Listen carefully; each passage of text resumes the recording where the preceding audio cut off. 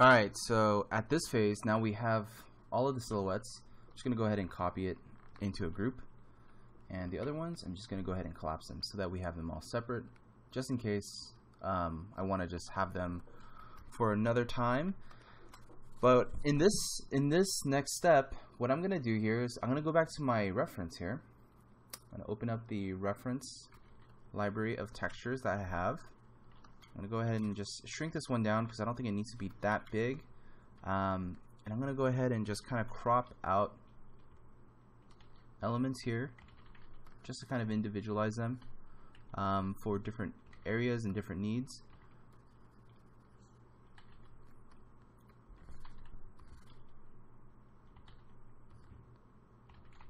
That should be good. Okay, I'm going to do that here. And I'm going to have the references actually float right above this thing. So let's go ahead and just select these all. And I'm going to right click.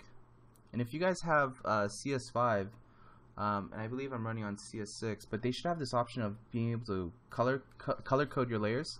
So I like to usually color code them red, just so that visually I know exactly what layers all my textures are on. I'm going to go ahead and open up the Buddha reference. And I'm going to do the same thing. I'm going to just kind of pick out just some of these areas here. And remember, this is purely for texture. Texture and minor details. And since I'm doing kind of like a Buddha sci-fi temple, these are the parts that are going to be the most relevant. This one I'm probably going to use as is. Same with this one here. I'll probably just erase away any of the corners that I don't need here.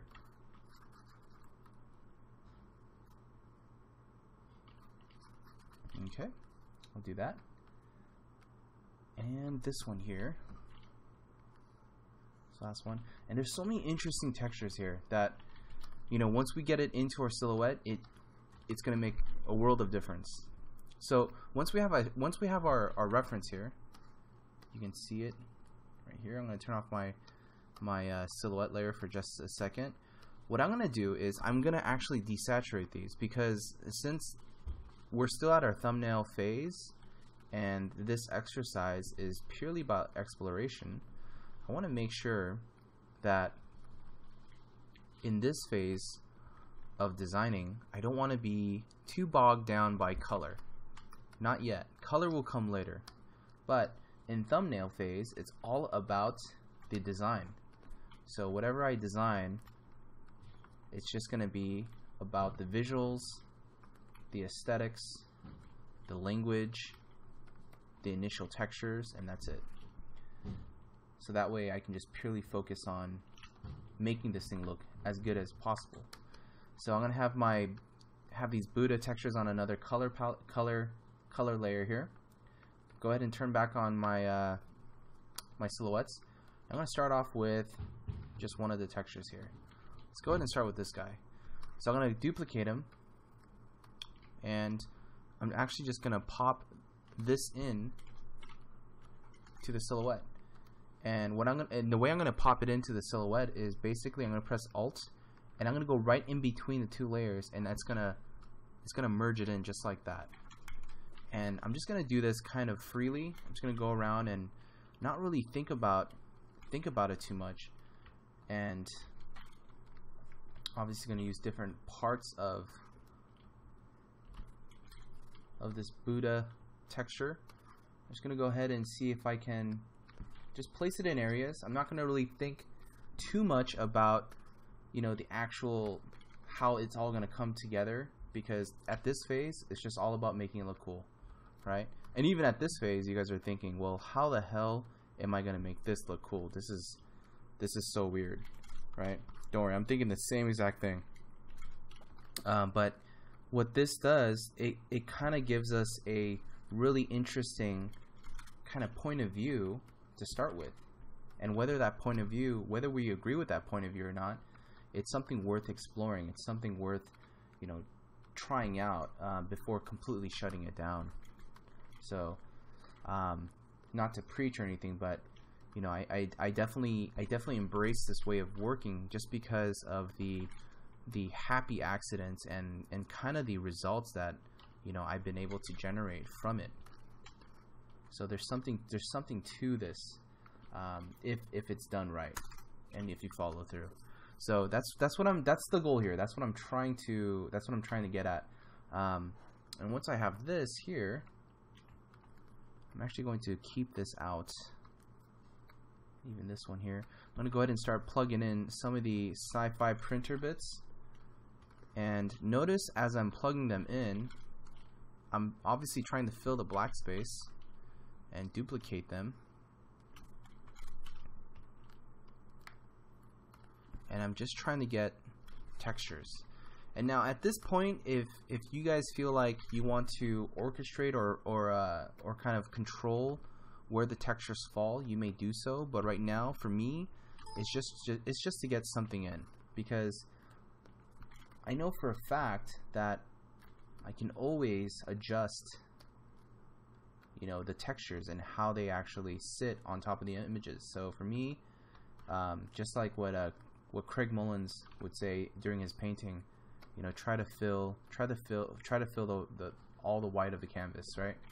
So just like in painting terms, I want to just try to eliminate any white in this instance, just so that I can get a better grasp or an idea on what it is that I'm trying to do here. So I don't get too bogged down by the overall, you know, structure of it just yet.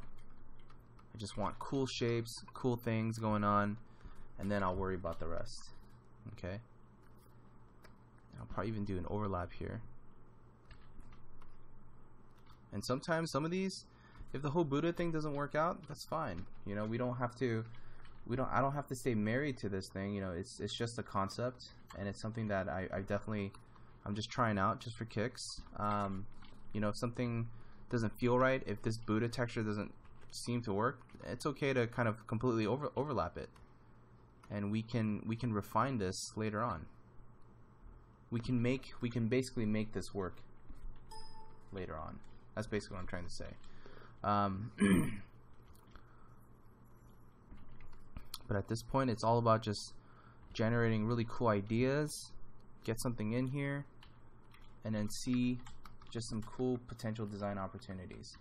It's weird, like this exercise always reminded me of when I was in college and I was taking kind of these really cheesy graphic design courses, and our instructor would have us cut out random shapes using just a simple pair of scissors, and we had to cut out, you know, triangles, circles, and different color swatches, and it just felt like so elementary, and I didn't really understand. I never really understood the purpose of that exercise until it hit me towards the end of the semester, and even then I was kind of like, what in the hell is going on? Like, why are we cutting out these shapes? What does this have to do with becoming a great artist? And what it taught me, which I found very invaluable later on, was it taught me to understand, you know, composition, shape, contrast in the form of just pure colors and shapes.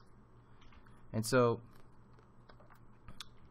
this exercise is basically that, you know, in a nutshell, because we're not painting, we're just thinking about shapes, contrast, comparisons, and not to get too overly technical with you guys, but you know, it's just to make something look interesting without having to be completely defined by something, you know, without having to be an actual object. And it's just to make something look interesting purely through, you know, an arrangement, right?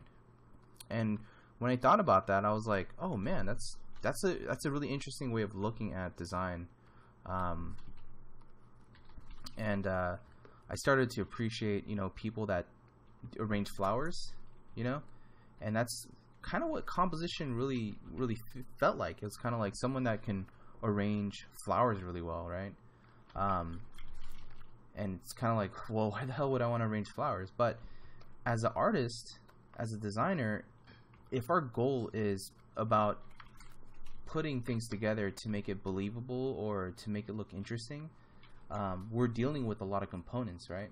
We're dealing with, you know, organic elements, we're dealing with landscapes, architecture, and if you think about the big picture, it's like a big you know, vase of flowers, or it's like a big pot of ingredients that we're just trying to make work, or make it harmonize in a way. And so that's what this reminds me of, and that's what I literally felt like I learned from that one lesson in my design class. And so it's funny, it just brings me back to those memories of all the times that I would dread going to class. It's like, oh man, I don't want to take that useless class, and it always ends up like that. Like, it becomes so useful after the fact, right? I feel like life works in such a weird way that way. It's like I wish classes felt like classes like that. I wish they were more apparent and more useful to me then, because then I feel like I would have actually paid attention, you know. But to find out after the fact, I'm like, oh man, where are all my notes? It's like I never took none. Awesome. So anyways, what you see here is a big collage, or a big funky mess here, and it's interesting because we have a combination of what looks like computer parts and basically Buddha heads, right? Now remember, we have this refinery, this oil rig. I'm going to use this to start indicating or implementing scale, since these are large architectural buildings or structures. I want to use something that's coexisting, like this oil rig, to give me some sense of scale, and just something that I can showcase as small relatable shapes that will make our eye look at this in a completely different context. Obviously, the ultimate context would be to put it in an environment, but since we're doing these little environmental you know, architectural studies, I'm gonna have to use this as my main tool. So this is gonna be the main tool to kind of make this all work. So I'm gonna go ahead and use elements of this just to simplify, and just to give this stuff scale, because, you know, not the printer stuff won't always work, but it works in some instances. So, you know, as many of you guys may know, design is all about editing, and that's one of the biggest things about being a concept artist. We have to be able to tell the viewer what to look at, and what to value, and what to take from the image. So it's always going to be this balancing act.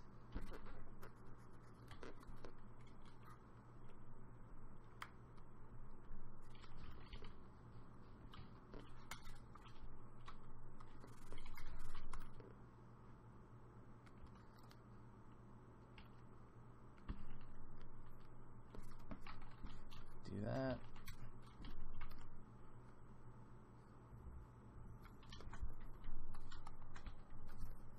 Okay, cool.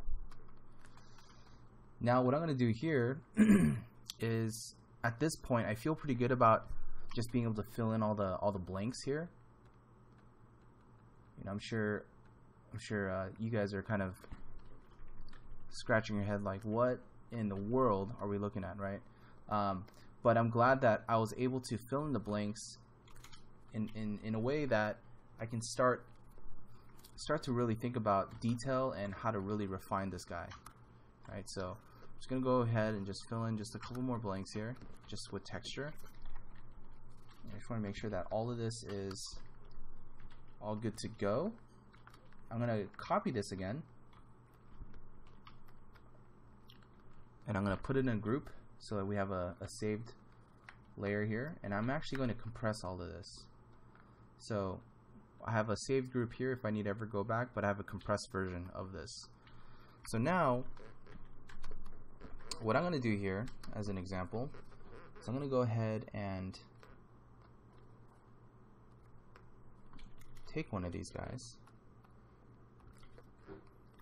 and I'm going to start actually painting on it, and painting it to actually start simplifying and adjusting any areas to make more sense of this.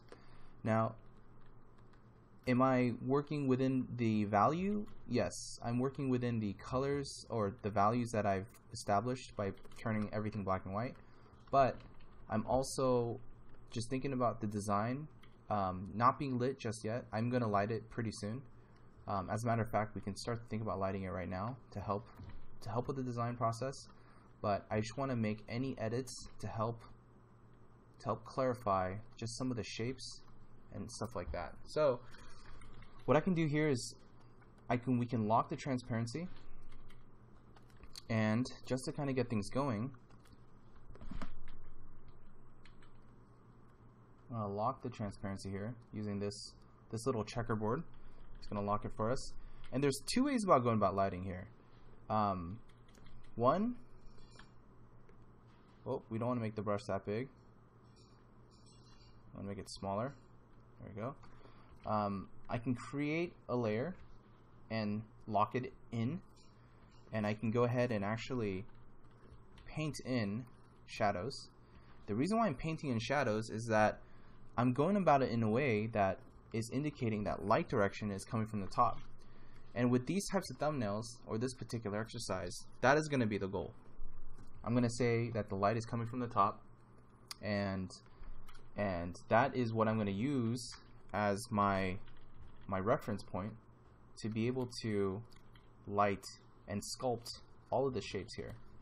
So if this is all in shadow, I'm going to say this is in shadow, and the light is here, and I can effectively go and start painting this structure that has this Buddha looking thing to kind of give it a little bit more cohesiveness and understanding of form. And even though it's 2D, it still gives me the ability to give it just a little bit of dimension so we can understand the object.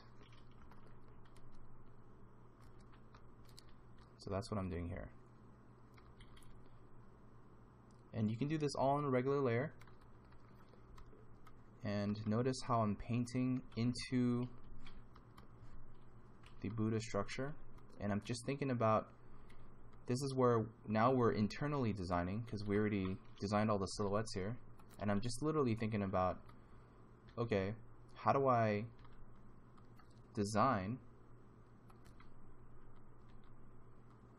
and make all this stuff look good? Well, since the silhouette's already designed, I'm now just thinking about the internal shapes. Thinking about, you know, how does this all fit into the context? This weird Buddha structure and this sci-fi building, right? And this is where, as a concept designer, we get to justify and make that actually happen, make that work for us. So I'm going to try to figure out what we can do to make that more believable, or make it work in this theme, because obviously this doesn't exist. I'm trying to see how much of that we can actually pull off.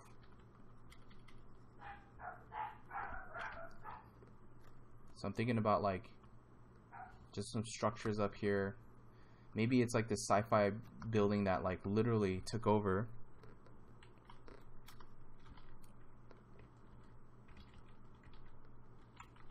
It took over this element here, and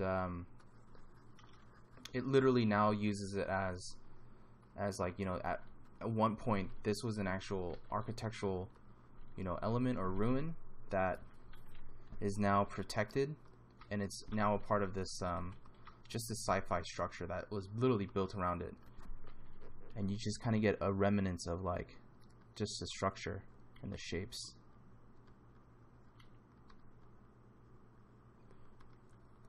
So I'm adding in pipes and stuff like that. If you need to, You can pull back.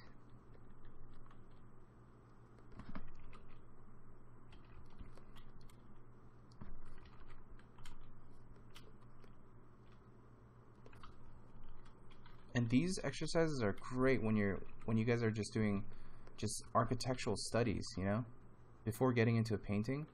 It's so helpful to do these to kind of get into the mindset of what kind of architecture or world you're trying to build. So what I'm going to do here is, obviously I'm painting on this one layer. I'm actually going to go ahead and collapse it so that I can just paint directly on it. Now you guys can choose to paint separately. The reason why I'm just painting it directly on it is that I want to just, you know, be able to manage less layers in this, and if there's anything that I need to erase, I can erase directly without having to go back and forth. And so that's kind of my reasoning, or rhyme and reason for doing that. You guys don't have to do that. Don't feel obligated to work this way. I mean, this is a dangerous way, just because when you make a decision, you can't go back on it. So just know that I'm doing this by choice, not because this is an actual working method, but it's just purely by preference.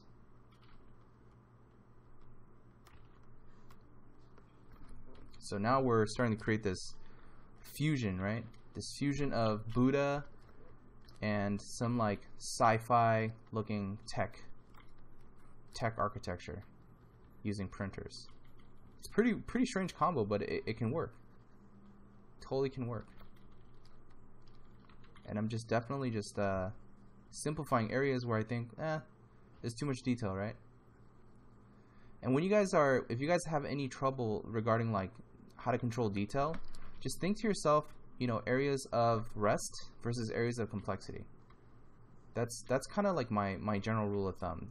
Unfortunately there's not a perfect formula to always balance that, but I always think of large, medium, small shapes, and areas that have a nice balance of those things generally will make your designs feel very, very, very dynamic and very complementary to one another. So you just want to make sure it has a nice balance of these shapes.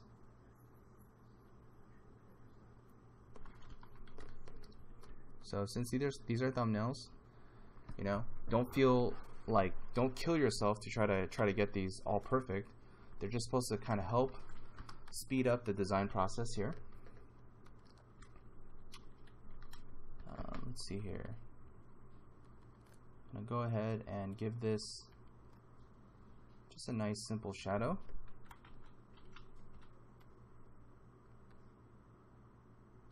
And what I mean by that is I'm just gonna go ahead and just knock this down just a little bit in shadow, just to say that there's this top side of this building is catching light. That's all I'm trying to indicate here.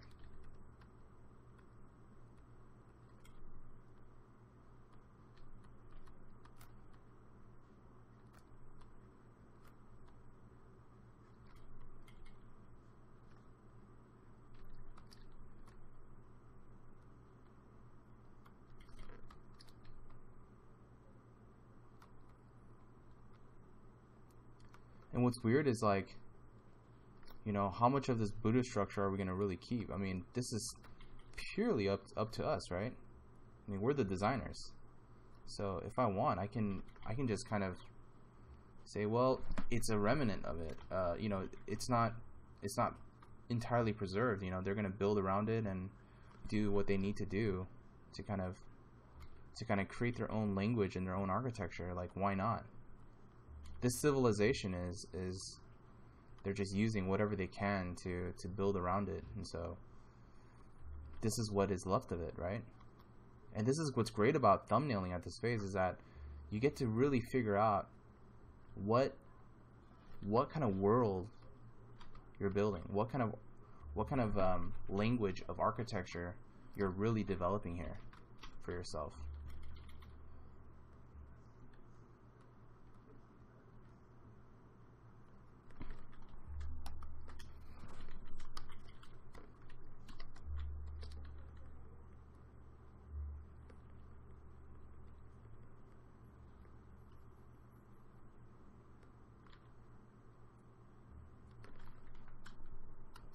Okay.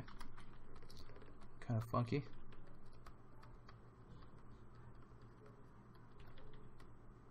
And you know what's interesting about doing sci-fi structures is that since it's so out there and there's nothing that we can realistically compare it to, you can't go wrong. And that's kind of part of the reasons why I chose this one here, because you do enough research to kind of get you going, but a lot of it's just kind of you make it up on the whim and just kind of make sure that you have some representation of scale and just make it look cool, man. That's it. That's all we need to focus on, is just make it look cool.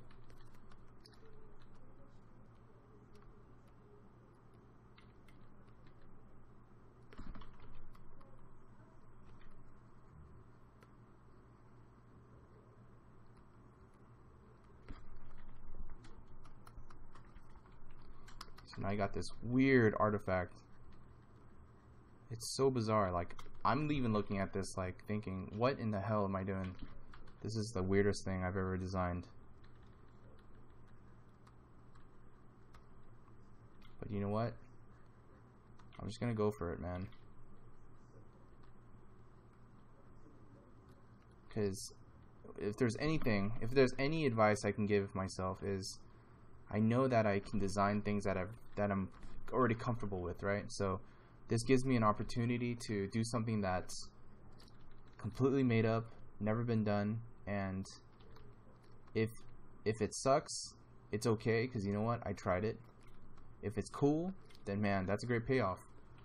It's a great payoff for me, you know, because then I have something here that no one's really necessarily done, or at least that's what I'm thinking, and that's what I'm hoping too. But if this works out and this is a cool design, then you know, and you guys like it, and you know, I love to hear what your guys' thoughts are.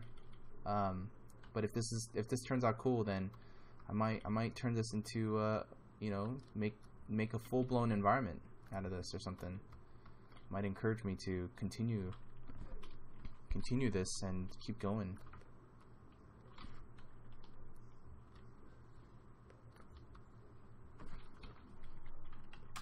Okay.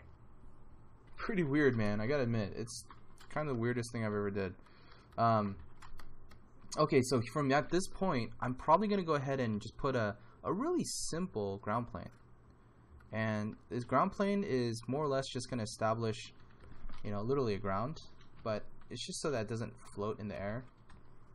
And this is something that I learned from my mentor, Scott Robertson. And he always emphasizes putting a ground plane so that our eye can understand the orientation and the general height at which this stands. And if it helps you guys, you know, you can put in a guide for scale. Obviously this is really, really big. So, you know, a person, relative person standing here is going to be about that size. I mean, that's mega big, right? And even then, that might be inaccurate. This is probably looks a lot bigger. Okay, now we're going to go ahead and do this one.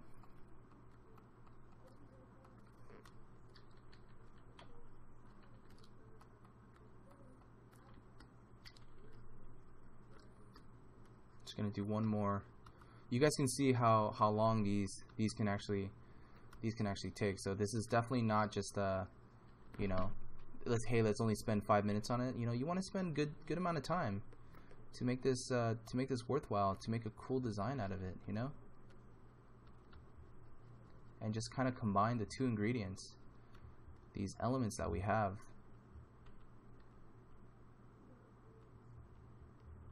and see what we can come up with.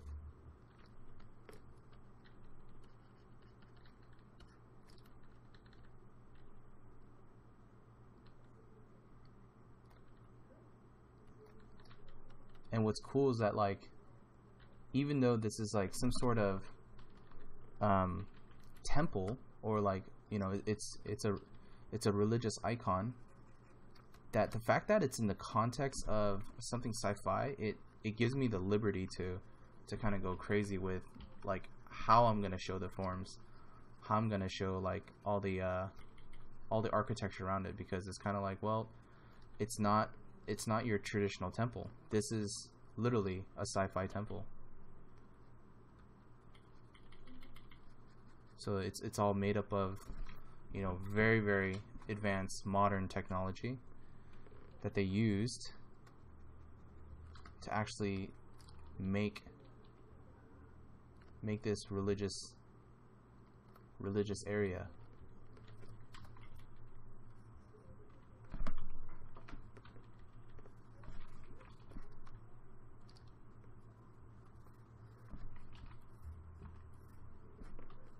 Okay, remember the light source is coming from the top, so I'm going to use that as an indicator to pull any forms that I think are going to be overlapping.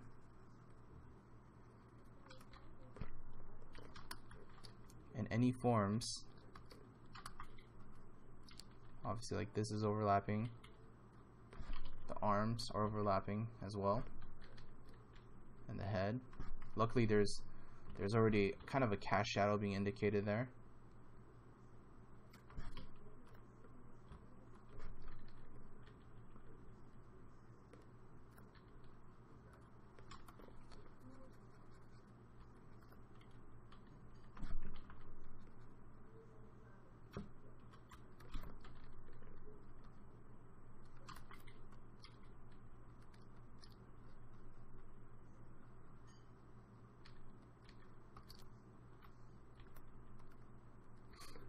Okay.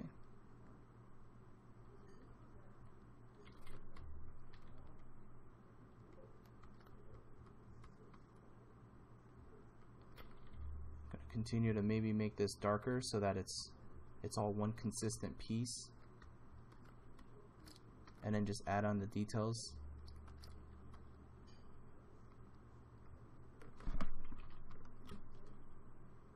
And notice the distance that I'm at. I'm not going in any further because it's still considered a thumbnail, you know. So I definitely want to keep my distance, you know. This is definitely something for me to just kind of play with.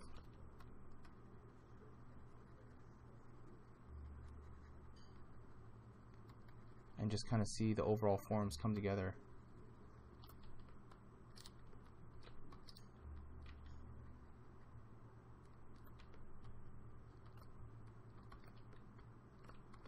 I'm going to add in the light here. And this light is going to indicate just the overall direction of this plane right here. This top surface is definitely facing up. It's probably leaning, you know, towards camera a little bit, but I'm definitely saying that there's quite a bit of light source peeking through here, or quite a bit of top of that source right here peeking through.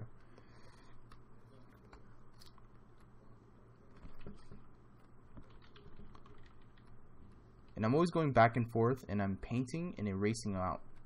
You'll notice that I'm kind of doing a little bit of both here. And the reason why I'm erasing out is so I can add a little bit more complexity to the silhouette. I'm going to use my smudge brush here. You can use a smudge or you can paint directly on it. But I like using the smudge here. And you guys should have my brush presets here. Where in the smudge, I can basically toggle and move the existing texture. So if there's this little bit here, I can move this around and literally let this be kind of a piece right there, you know. But I'm gonna keep that part simple, and I'm most likely kind of try to move it around this way, just so I can simplify some of these areas.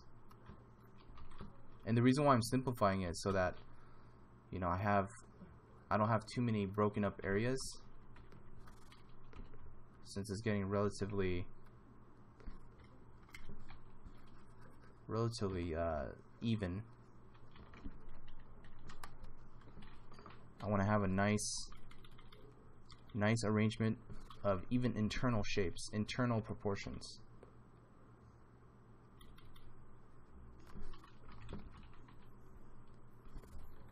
Just thinking about a protrusion here, something that I can allow for this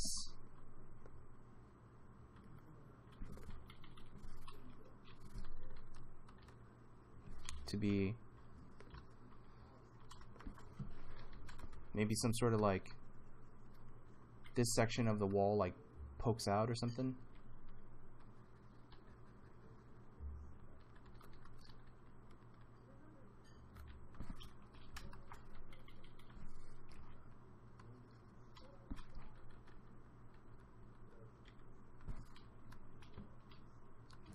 And guys, like when you guys are working with photos, if you can, always try to make sure to alter the photo or paint over the photo, just so that one, you're not a slave of the photo, and two, it's altering it enough so that it's not just literally just slap and calling it a day. I mean, this design, I know a lot of techniques these days. It's all about just photo slapping and trying to just make a cool image, but you want to try to make sure you can actually have a lot of fun and control over it. That's the biggest thing.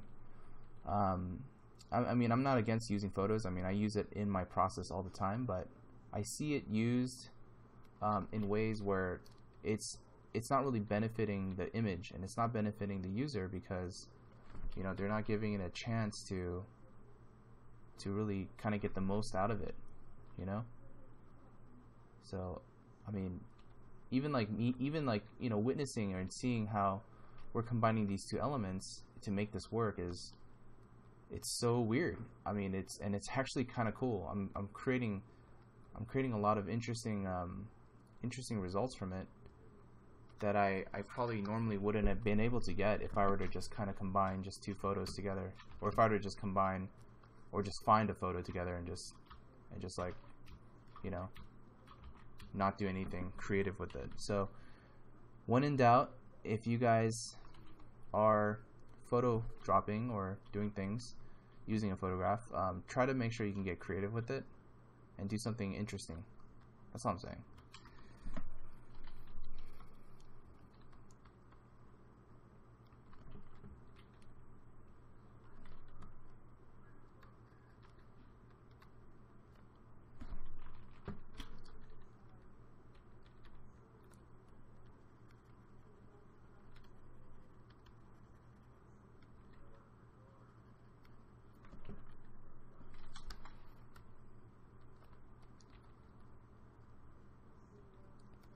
So here I'm definitely thinking about, I'm just thinking about graphic design and just similar patterns and shapes that I'm trying to, you know, mimic over, because there's a lot of areas that are kind of simple, you know, but I just want to have enough to kind of go off of.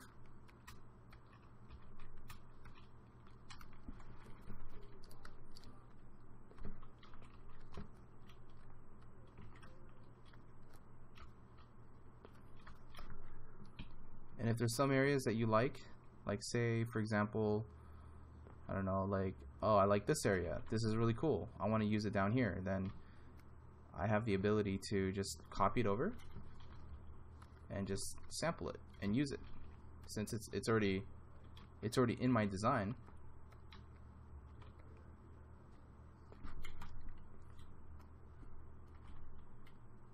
And we can really take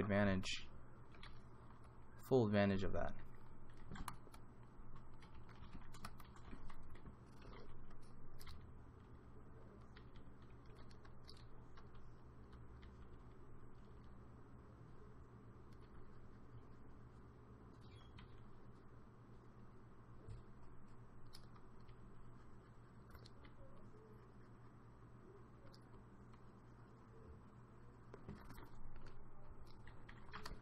Okay, so we got our Techno Buddha going, right?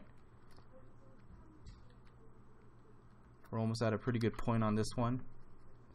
Now I'm just going around, and I thought I cleaned the edges for this one, but for this one here, the silhouette is just a little bit, it needs just a little bit more. So I'm going around and just kind of cleaning up the shapes here. And by cleaning up the shapes, it allows me to really have more of a refined and controlled image, right? Especially in these areas that it's perceived as details. So it's going to give us the ability to to kind of look at it a little bit more precisely.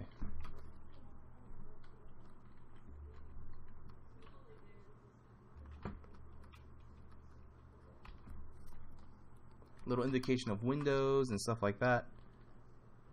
Always nice and helpful.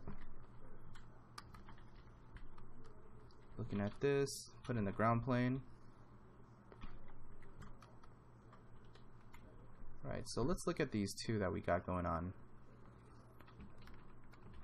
I save these out, and I pull these side by side, and we have two interesting looking architecture, right? I mean, it's fairly interesting enough for us to, you know, kind of go off of to start designing or think about some interesting designs.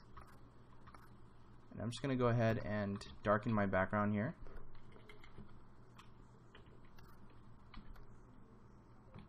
The reason why I darken the background is so that I can look at my values here and pop more highlights, and just to see if there's any areas that are unclear. And right now I have this bit of texture that's really causing a lot of noise that I can use simplifying, so definitely going to simplify this just a little bit. Actually, a lot of it. It's really not doing much for me. It's just creating like weird noise here.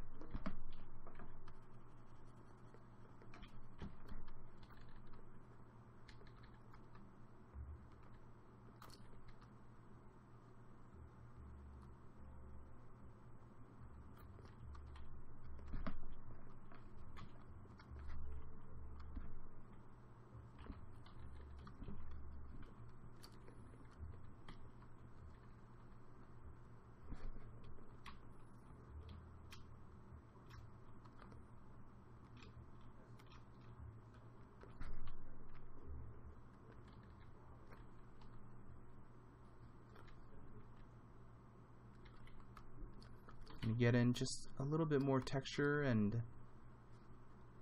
kind of clean up these areas.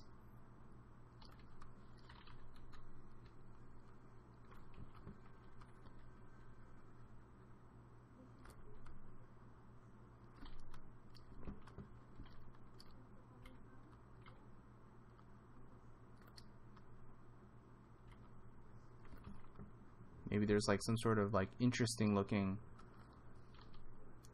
architectural ornament looking structure up here. Kind of look like antlers or something, but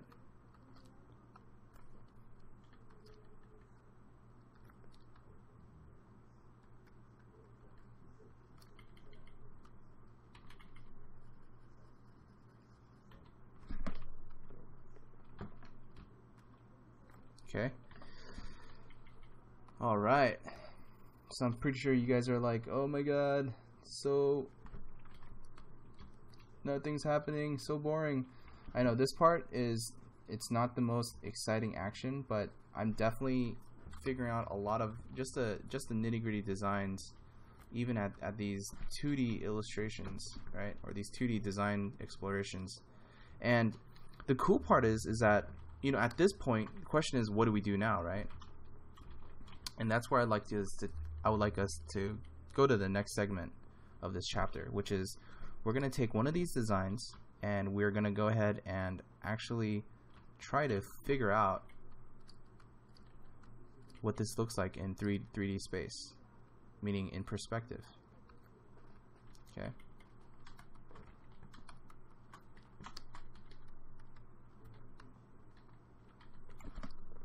All right, just a little bit more.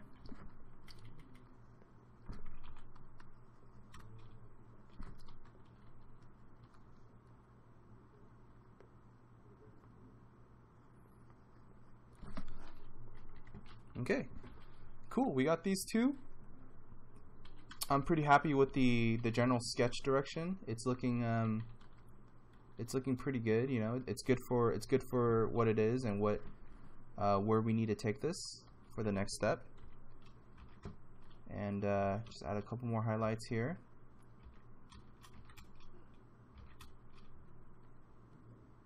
All right.